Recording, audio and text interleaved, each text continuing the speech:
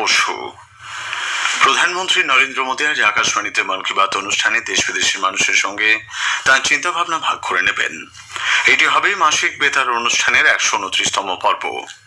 বেলা 11টা থেকে আকাশবাণী ও দূরদর্শনের সবকটি চ্যানেল এবং আকাশবাণী নিউজ অন এআই এর ওয়েবসাইট, মোবাইল অ্যাপ, প্রধানমন্ত্রীর দপ্তর, তথ্য ও সম্প্রচার মন্ত্রকের ওয়েবসাইট ও ইউটিউব চ্যানেলেও মন কি বাত সম্প্রচারিত হবে।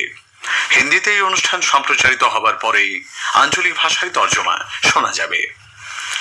ভোটার তালিকার বিশেষ নিবিড় সংশোধন বা এসআইআর প্রক্রিয়ার শুনানি পর্বের অগ্রগতি পর্যালোচনা করতে নির্বাচন কমিশনের একটি প্রতিনিধি দল এ রাজ্যে আসছে। আগামী মঙ্গলবার এ রাজ্যের জন্য দায়িত্বপ্রাপ্ত senior deputy election commissioner Gyanesh Bharti, principal secretary SB Joshi, under secretary Abhinav Agarwal সহ প্রতিনিধি দলটি শুনানি পর্ব নিয়ে রাজ্যের মুখ্য নির্বাচনী আধিকারিক মনোজ কুমার আগরওয়ালের সঙ্গে বৈঠক করবেন।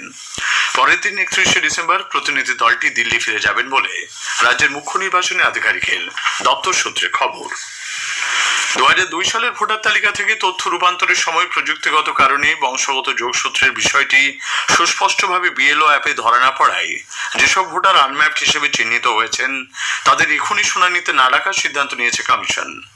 মুখ্য নির্বাচনী আধিকারিকের দপ্তরের তরফে জেলা নির্বাচনী আধিকারিকদের কাছে পাঠানোর নির্দেশিকায় বলা হয়েছে, এক্ষেত্রে সিস্টেমের শুনানির নোটিশ তৈরি হয়ে থাকলেও তা এআরওর কাছে সংরক্ষণ করতে হবে।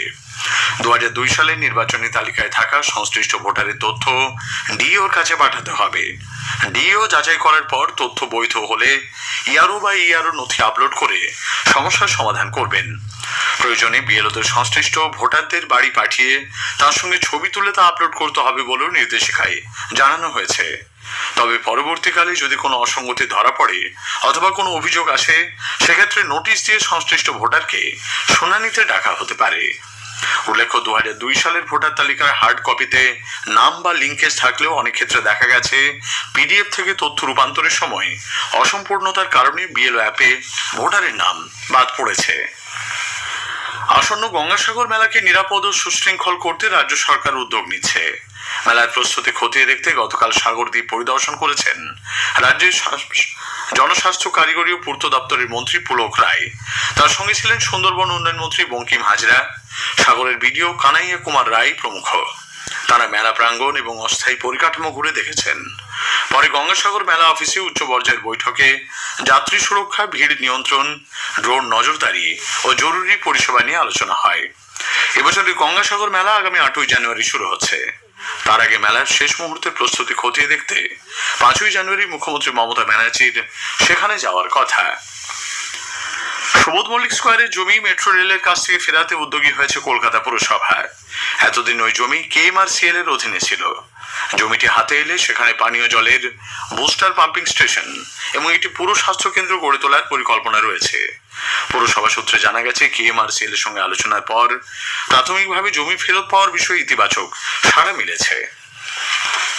দক্ষিণ 24 পরগনার ক্যানিং থানার পুলিশ কোয়ার্টার থেকে এক মহিলা হোমগার্ডের দেহ উদ্ধারের ঘটনায় চাঞ্চল্য ছড়িয়েছে। এই ঘটনায় এক পুলিশ কর্মীর বিরুদ্ধে খুনের অভিযোগ দায়ের করেছে পরিবার। জানা গেছে, গুলজান পারভিন মোল্লা ওরফে রেশমি নামের বছর 22-এর ওই হোমগার্ড ক্যানিং 2 নম্বর ব্লকের জীবনতলা থানার উত্তর মৌখালী এলাকার বাসিন্দা। গত শুক্রবার থেকে তার সঙ্গে পরিবারের লোকেরা যোগাযোগ করতে পারছিলেন না বলে অভিযোগ। পরে কোয়ার্টার থেকে রেশমির ঝুলন্ত দেহ উদ্ধার হয়। পূর্ব মেদিনীপুরের দীঘার কাছে গভীর সমুদ্রে বিকল হয়ে যাওয়া একটি ট্রলার থেকে 23 জনকে উদ্ধার করেছে দীঘা কোস্টাল থানার পুলিশ। জানা গেছে, এফবি মহামায়া নামের ট্রলারটি পাথর প্রতিমা থেকে রওনা দেয়। ইঞ্জিন বিকল হয়ে যাওয়ায় বড়সড় দুর্ঘটনার আশঙ্কা দেখা দিয়েছিল। রাজ্যে আগামী কয়েকদিন জাঁকিয়ে শীত অনুভূত হবে বলে জানিয়েছে আবহাওয়া দপ্তর।